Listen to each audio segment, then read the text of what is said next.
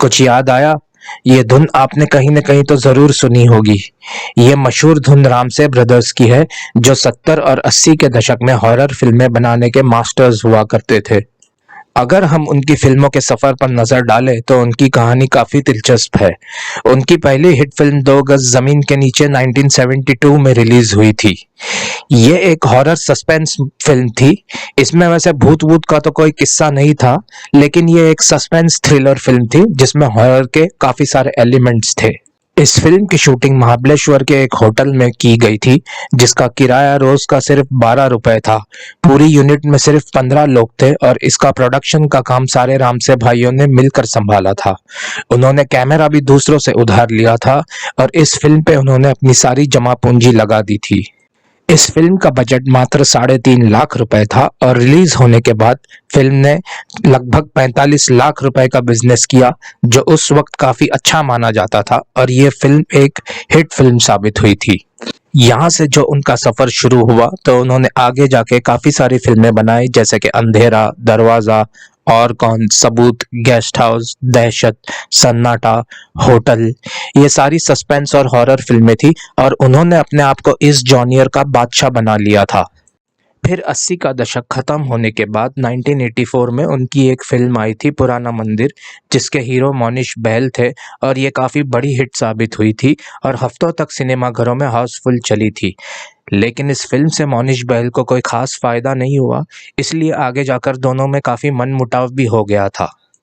इसके बाद भी उन्होंने फ़िल्में बनाने का सिलसिला जारी रखा और उन्होंने सामरी, पुरानी हवेली, बंद दरवाज़ा, आखिरी चीख, शैतानी इलाका, अजूबा कुदरत का जैसी फ़िल्में बनाई।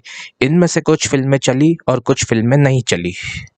लेकिन अगर हम उनकी सबसे आइकॉनिक और यादगार फ़िल्मों पर नज़र डालें तो मेरे हिसाब से इसमें 2 फ़िल्में शामिल हैं, वीराना और तहखाना, जिसे आज भी लोग यूट्यूब पर बड़े चाव से देखते हैं।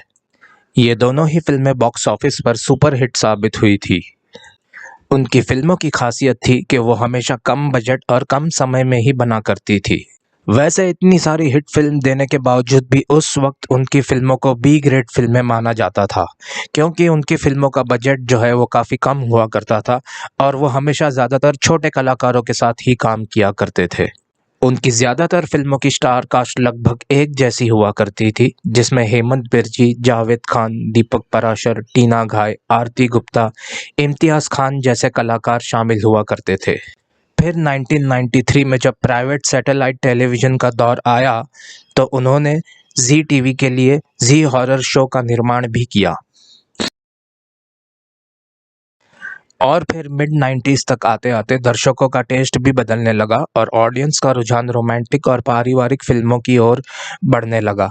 जैसे कि हम आपके हैं कौन, दिलवाले दुल्हनिया ले जाएँगे।